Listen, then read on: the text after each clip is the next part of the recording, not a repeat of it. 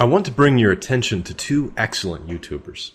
They have very different styles, cover very different topics. First up is Goddard's Journal. Goddard is a published researcher, and his channel is focused on finding a balanced middle ground in radiation health concerns that is well supported by science.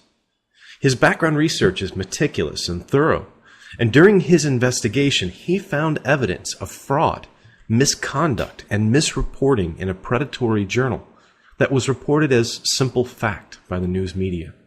Here's a clip.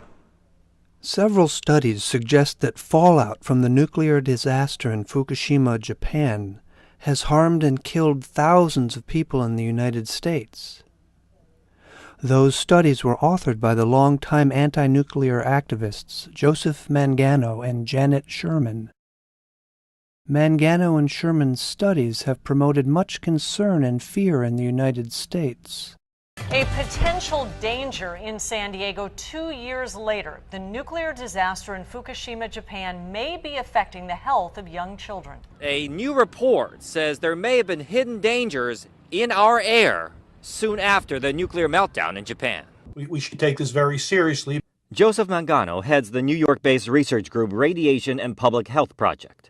In a study of states in the West Coast and in the Pacific, infants born soon after the nuclear disaster were 28% more likely to develop congenital hypothyroidism, which can lead to stunted growth.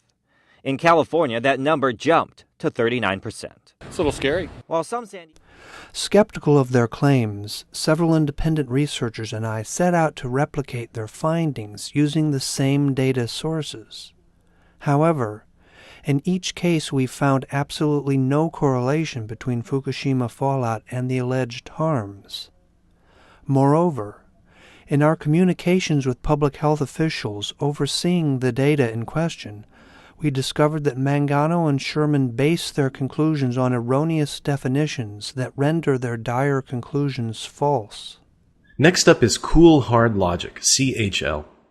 His style is much more ponage of pseudoscience, but along the way he makes compelling and educational videos that are a lot of fun to watch.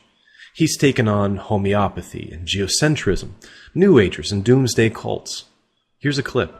In this video we'll be looking at homeopathy, the notion that if you dilute pure horse shit 100 times, people will still buy it.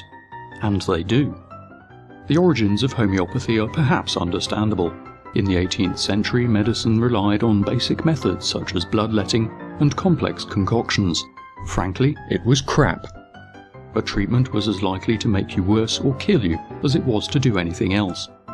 Medicine of the time was clearly pre-scientific, with a key aspect being the idea of balancing the four humours of the body: phlegm, blood, black bile, and yellow bile.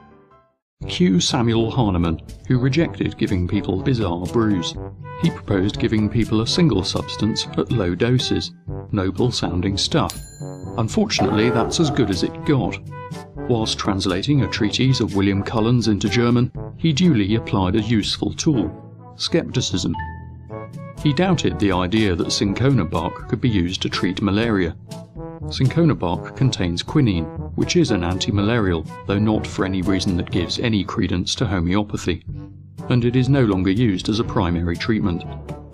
Hahnemann ate some of the bark and suffered fever, shivering, and joint pain. He'd given himself syncoism due to an overdose of quinine, and thinking that these symptoms were similar to malaria, decided that an effective treatment causes symptoms similar to the ailment it is to treat.